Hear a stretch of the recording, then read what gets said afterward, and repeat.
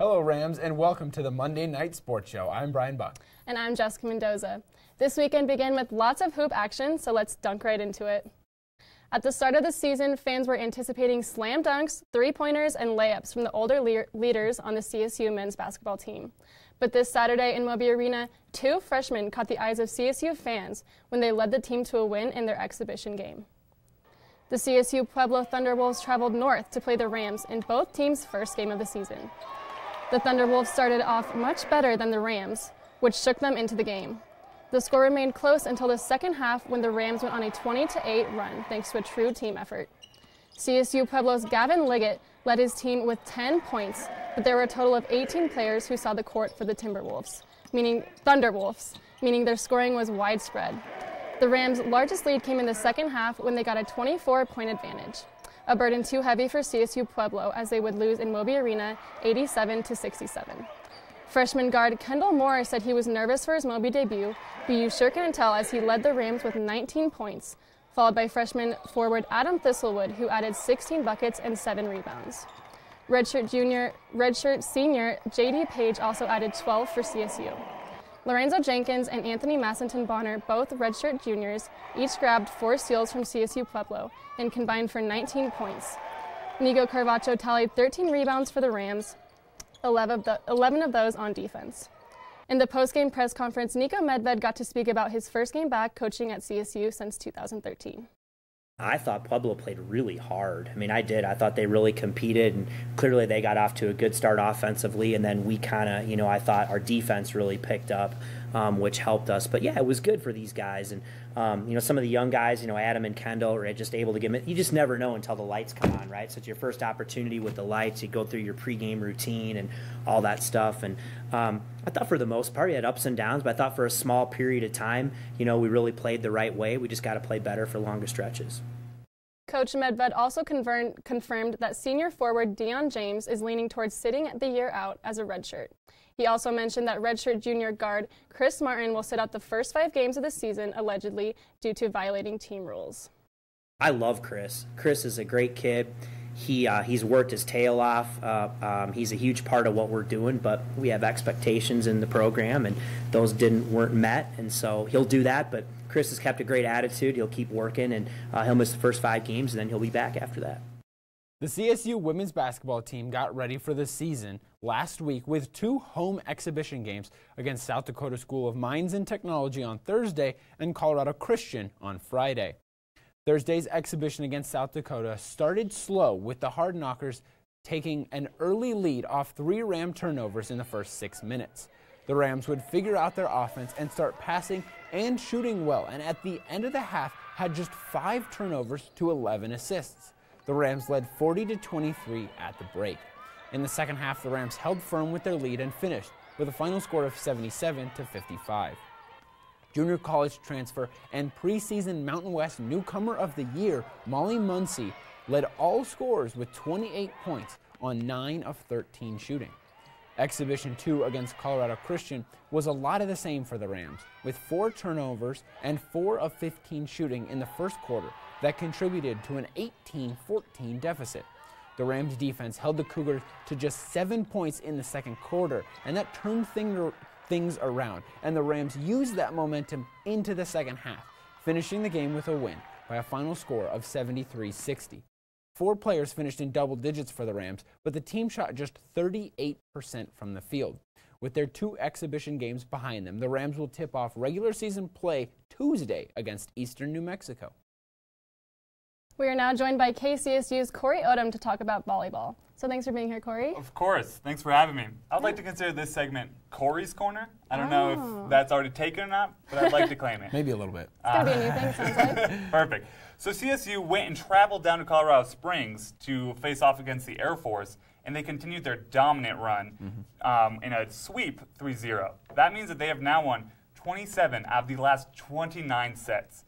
So they are doing very well. There are 3 people that I want to talk about primarily. First is Polina Hogert-Jensen.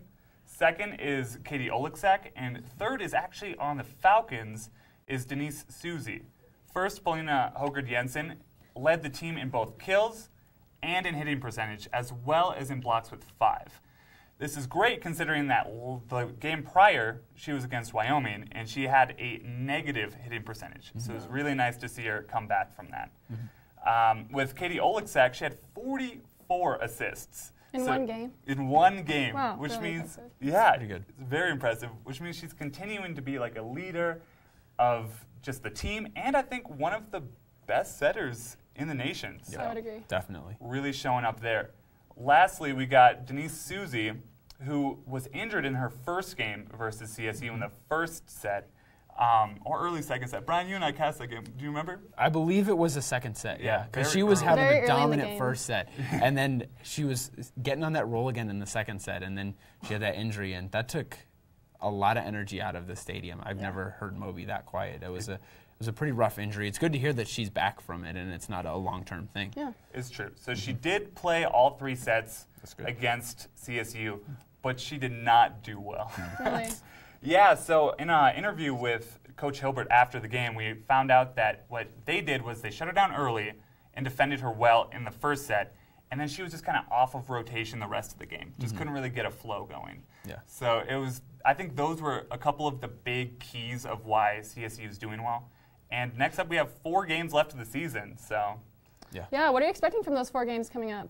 Well, Coach Hilbert is taking all 4 of those games very seriously Yeah. because they are currently leading the division.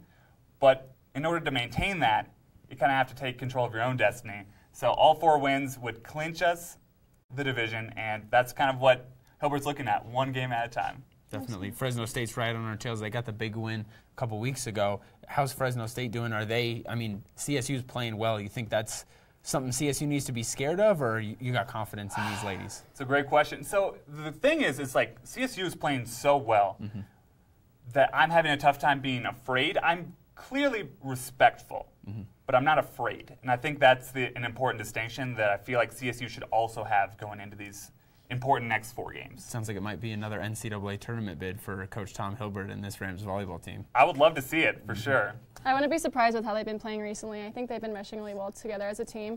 And especially, we've talked about it multiple times, but with Olivia Nicholson coming in and stepping up for the team, I think it's working out really well for them. It's true. She is definitely a big part of it. In the third set, which was by far the closest set, it was a 27-29 game. A big part of the overtime points were all Nicholson's doing. So it was really good to see her step up because in the first 2 sets, I felt as though she was not playing up to her standard. Definitely made more than up for it in the third set. Yeah, we've definitely seen in the last couple of weeks them improve their serve receive and their serving and just defense overall. So Tom Hilbert's definitely very happy about that. Agreed. All right, Ram fans, that's all we have for you right now. But don't go anywhere because coming up next is Castro's Cut.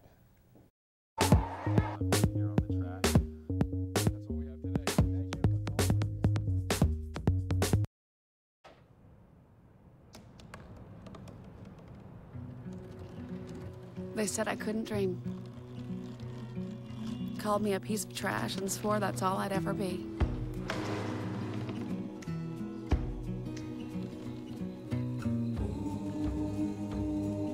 Said a bottle couldn't see the ocean.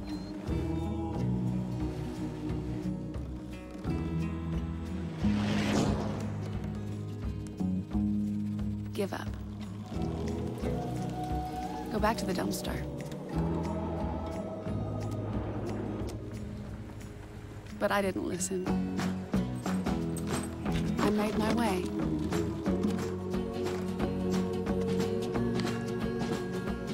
And now, I am what I've always wanted to be.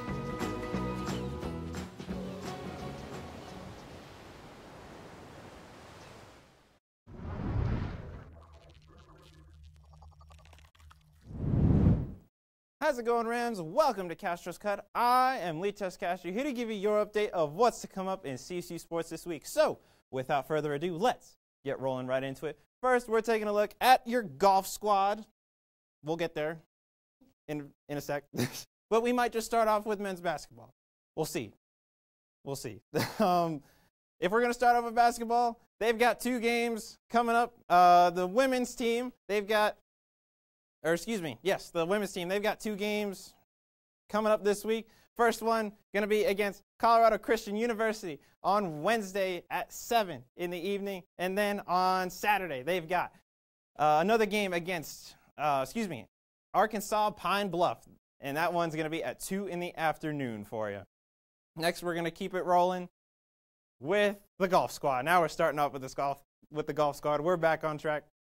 The golf team, they headed out today, actually, to Pebble Beach, California for the St. Mary's Invitational. It's a multiple-day event starting up today and finishing up on Wednesday for you. Stay tuned for updates on that one. We'll keep you posted. Next, we're skating over to the hockey rink. Hockey team back home after their first away series of the weekend, last weekend, excuse me. And they came away with 2 out of 3 games with a win. So pretty good for them. Now they're looking to bring that momentum back home. On Saturday, they face against the University of Utah at the Epic Blue Rink. And that game is going to begin at 7:45 in the evening for you. So it's going to be a fun weekend of sports we've got coming up for you.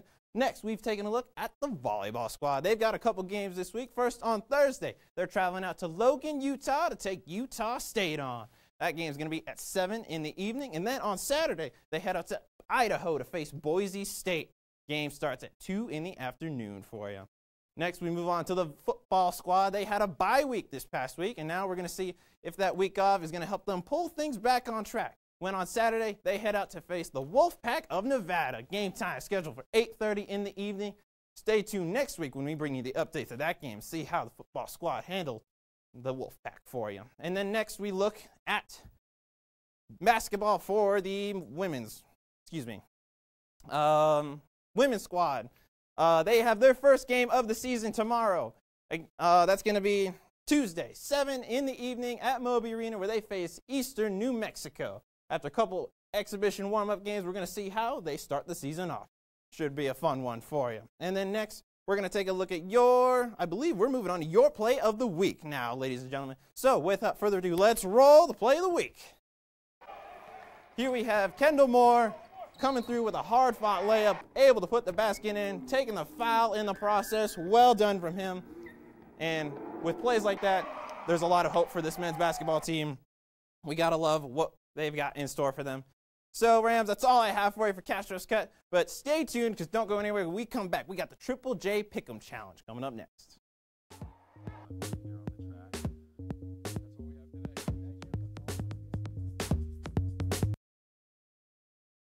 Okay, so we drowned the fire, stirred it, drowned it again, and now just feel if it's cold.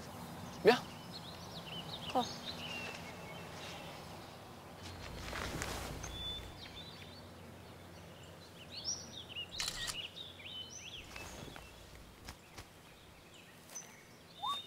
Smokey just gave me a bear hug.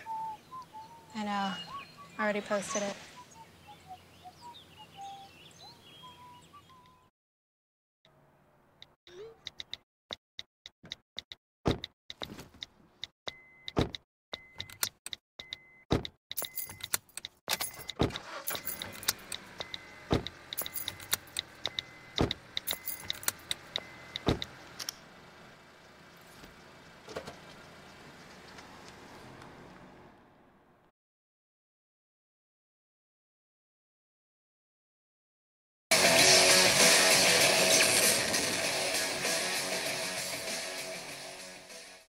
Hello, Ram fans, and welcome back.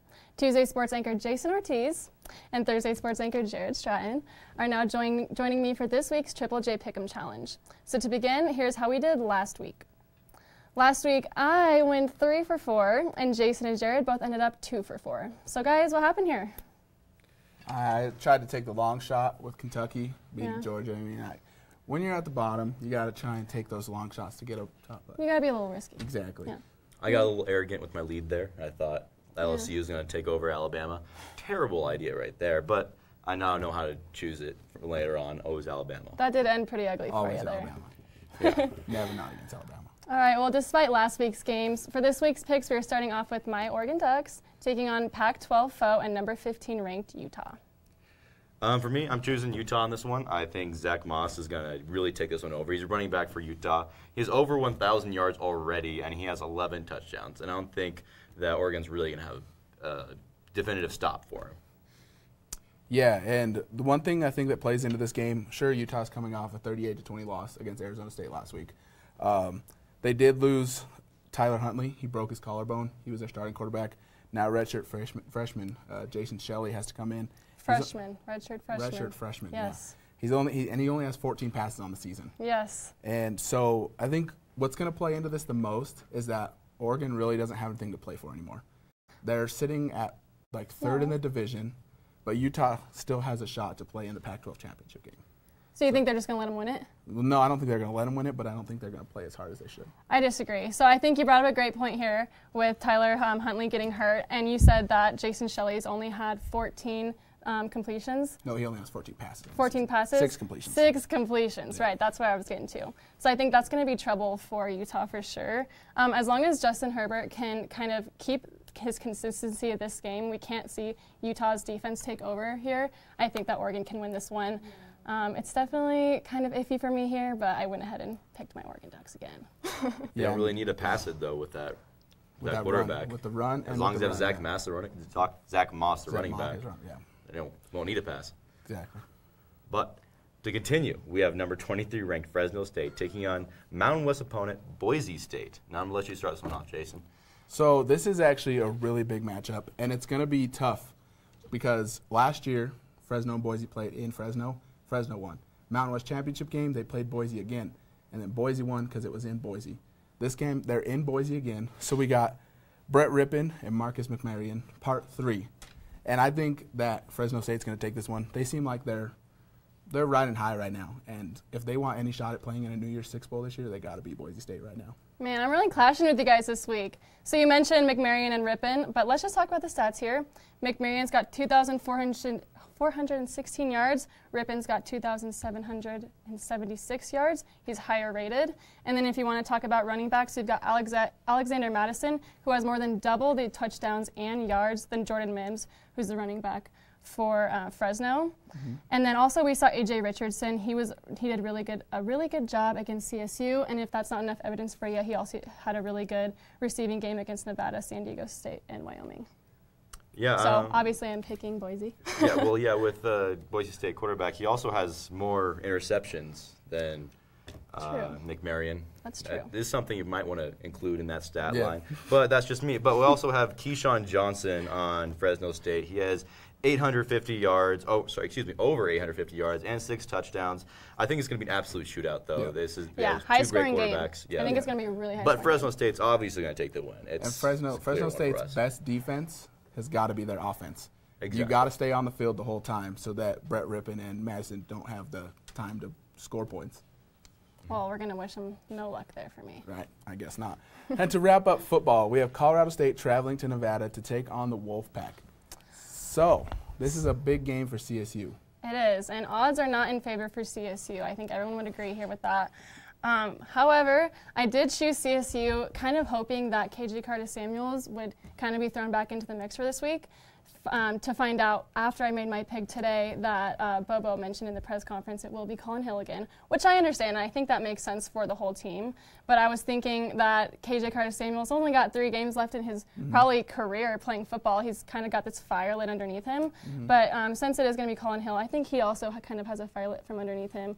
I can't help but think that he's kind of like hurting from the week before, and they just came off a bye week, so I think that they're going to be a little bit more powerful here. I also wanted to mention that the Rams rank 78th in passing defense, and Nevada ranks 108th. So if Colin Hill can go out and kill it, I think they'll be successful. Yeah, and I think CSU has 1 win left in them this season. And if it's going to be a 1 win for the rest of the season, it's got to be this game. You think? Because with Air Force and Utah State, Air Force has had CSU's number for the longest time.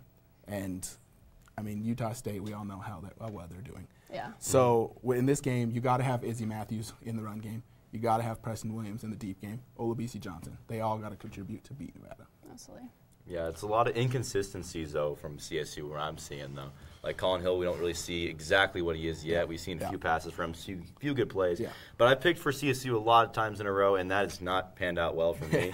So for once, I'm going to choose against them. I'm going to choose Nevada. Nevada just recently blew out Hawaii.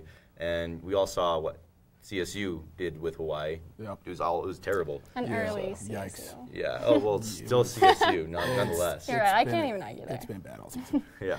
All right. Well, with basketball kicking off this week, there are a lot of big games tipping off. So starting with the number 10 Michigan State Spartans taking on number 1 Kansas. Jared, let's hear what you got.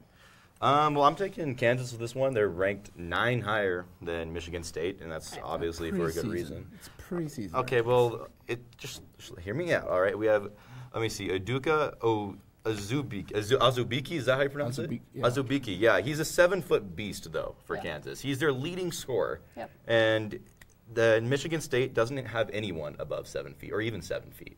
And they, I don't really think they're going to have anyone to fully stop Azubike, so I think that Kansas is going to come up with this one. It's going to be an easy game for them. Yeah, and to back you up there, Kansas has won 14 out of their last 15 season openers. So they come off strong, and I think that's exactly what they're going to do tomorrow night. And it's at home, too. Yep. It's actually neutral. It's in Indiana? Oh, yeah. State Farm Classic, Champion Classic. It's always neutral. Kansas, come on, Jared. Yeah, they're the home team, but it's a neutral site. So Kansas, Bill Self has always been this way. They are they try and play you man-to-man, which so then you wear them out, and that leaves you in the second half with a lot of open shots. And that's where Cassius Winston from Michigan State has to cash in. He shot nearly 50% from the field goal percentage, so that included inside the arc and outside. So, and that's a huge thing. You got to live by the 3, you die by the 3. That's what they always say. And so that's going to be, for Michigan State, you got to live by the 3 or die by the 3. So you're saying Michigan State plays man-to-man a lot? No, Kansas. Oh, Kansas? Oh, okay. Yeah, Bill Self is Kansas coach. Yeah. I guess Azubike is really going to just shine, though, in that man-to-man. I mean, that's questionable. Well, But if you're like 3 inches taller than everyone else on the team. sometimes height isn't always, shooting. You know, it counts only as matters height. in Nice basketball. advantage. That's just a All right. fact. All But right, whatever. to finish the challenge, though, for this week we have number 4 Duke taking on the number 2 Kentucky Wildcats. And I'm going to let you start this one off, Jason. Oh, gosh. Jason's going to go off forever like he did last week. Jason. Hey, well, this is Prepare at home. great. Prepare. You got 2 of the best coaches going up against each other right now. You got Coach Cal, who has 720 wins in his coaching career, and you got Coach K, who has 1,100 wins in his coaching career. These 2 teams they're probably going to beat each other at the end of the season. So this is a good preview for probably a national championship game, unless they end up on the same side of the bracket. We all know social media sensation Zion Williamson. He's got to be the biggest player in this game. He's got to be a big presence down low, and he's got to step out and shoot it. So another thing is you got to stop Reed Travis, transfer from Stanford. He's going to be dominant under the basket, and that's where Williamson's got to come in and stop him. Yeah, you say this is going to be a good kind of picture for what we might see at the end of the season. I don't really agree. I think that these 2 teams are definitely going to be there at the end, but I definitely think that since both of these teams are very young, they both have top recruits, there's going to be a lot of changes going into 2019. And so that's initially why I picked Kentucky, as they both have really good freshmen coming in.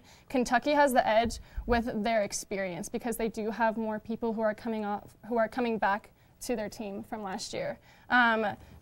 Reed Travis, PJ Washington, and Nick Richards. Well, Reed Travis is a transfer from the Pac-12. But he's got experience in college. I mean, Duke has experience. They have 5 or 6 guys who are juniors and seniors. Well, I think Either that way, though, if you're Kentucky's has more edge. Duke, 4 or 5-star recruits. Kentucky has about 6 incoming freshmen. I mean, let alone they're not going to be starters because Duke's starting and lineup I think is they're 4 going to be freshmen. great. I think that their freshmen are going to be great, but Well, if they're going to be great, that first means game. that's going to make it a win. They're going to be great. I mean, you already said it right there. this is But probably this the best team to walk through Duke right now. Okay. Did you want to give your pick? Well, yeah, I was saying Duke has 4 or 5-star recruits coming in for this year. You talked about experience, of course, but it doesn't really matter if you have 4 or 5-star recruits coming in. They have. How do you stop all of them? Zion Williamson, R.J. Barrett, Cam Reddish, Trey Jones. That's just 4 guys that are just freshmen, and I don't know how you're going to stop them. Right. I guess my point is just it'll answer take that. some time to get into the season for them, as most freshmen feel that way. But all right, Ram fans, that is all we have for this week's Triple J Pick'em Challenge. But don't go anywhere because when we return, Bryan and I will bring you updates from the golf tournament and wrestling.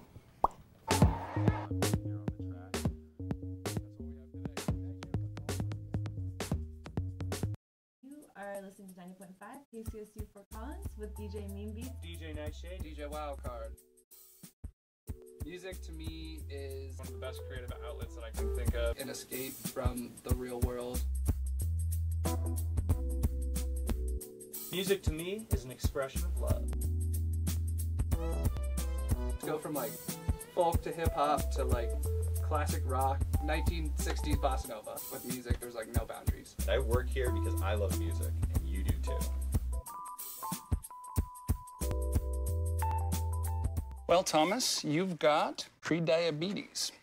But with more exercise and a change in diet, it can be reversed. I've tried exercising. It just makes me hungry for bacon. I love bacon, too. And who really likes to exercise? Not me. Me neither. Nobody. So we're good? What? Oh, you still have pre-diabetes. Big time. Welcome back from the break, Rams. The CSU men's golf team is in Pebble Beach, California at the nationally renowned Poppy Hills Golf Club for the 3-day St. Mary's Invitational, hosted by St. Mary's College. Last year, the Rams placed third in the tournament. This season, the 62nd ranked Rams are facing off with number 5 ranked Southern Cal and number 8 Pepperdine, and 13 other top 100 ranked teams. As the day wrapped up, CSU jumped up from a tie at 10th place to 4th place at 1 under par. Brigham Young is currently sitting comfortably at first place, followed by Pepperdine and Arizona. The Rams will be wrapping up the 54-hole tournament this Wednesday. The CSU club wrestling team hosted Air Force Prep this weekend in their first match of the season.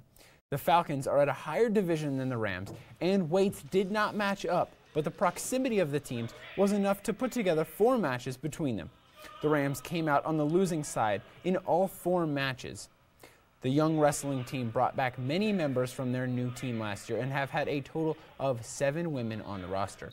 In the men's first competition of the season, Club President Camille Sanchez was encouraged by the performance of freshman David Pringle and pointed out that it was a good learning experience for a trio of team members, Blaine Nye, Colin Sayes, and Ben Patterson, who all have their eyes set on All-American status this year. The wrestlers will hope to improve when they travel to Dixie State this weekend. And Sanchez told CTV, "I think that the guys performed very well. Air Force Prep is a very hard first match, but they stood their ground, and overall, I think we're all very pleased with their performance."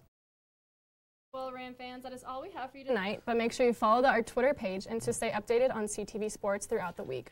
I'm Jessica Mendoza. And I'm Bryan Buck. Have a great night, Rams. Sweet gibberish.